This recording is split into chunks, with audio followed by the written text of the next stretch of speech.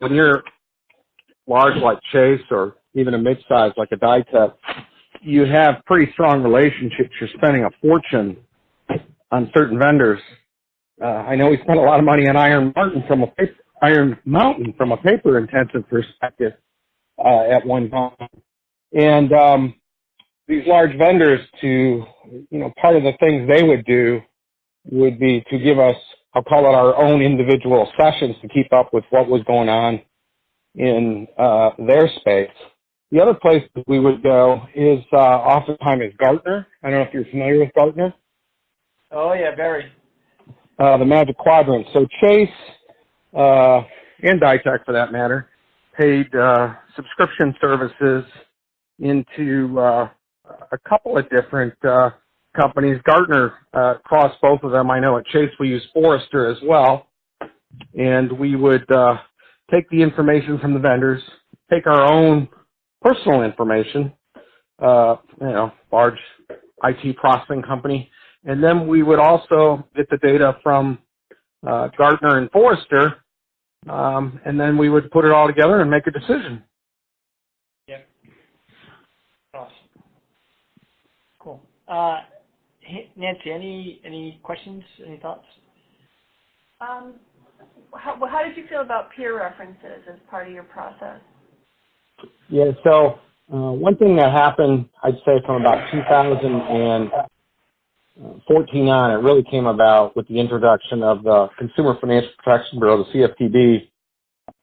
A lot more stringent regulations on a public bank to make sure that it followed the processes it said it was going to follow. So at Chase, we always said we were going to do RFPs, but we really didn't always do that. So once that law went into effect, so to speak, we became very religious at doing RFPs. So as part of the RFP process, it was required that we would contact at a minimum 3 or 4, at least 3, customers that utilized whatever capability we were looking at. Excellent. I think most, publicly traded banks, from my experience talking to my peer group, I know a lot of people in the industry, all seem to be using RFPs pretty religiously these days. In the old days, it didn't always work that way. Yeah. Awesome. Hannah, any questions?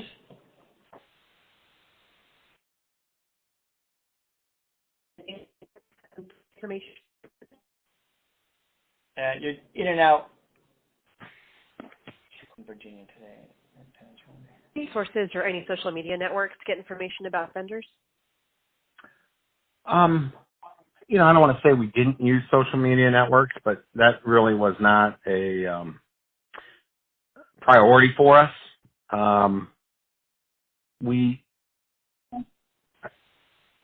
I would tell you what was more of a priority for us was, these large vendors, because who are we talking to? We're talking to Azure. We're talking to Amazon. We're talking to IBM. I mean, the amount of spend we had on these companies was mind-boggling. And so, we would get the best of their people coming in and giving us the dog and pony to tell us why we should go with their solution. More important than a social media, quite honestly, and this is very important for you, I think, is what solution can I plug into my existing environment the easiest? And that was something a lot of the players didn't really focus on. And we would spend a lot of time because we have in the environment systems that were built in the 80s, green screens, obviously state-of-the-art, current, Java-based applications, and everything in between. And the environment's so complex, any solution we would pick for storing our data, you got to be able to access that data quickly. And it's not the hardware or the license. It's plugging it into the business process, which is multiple applications that can easily get access to that. So I'm sorry, your question was about social media, but I thought I'd answer it with, no, we really didn't care about that. but I'm telling you what we did carry.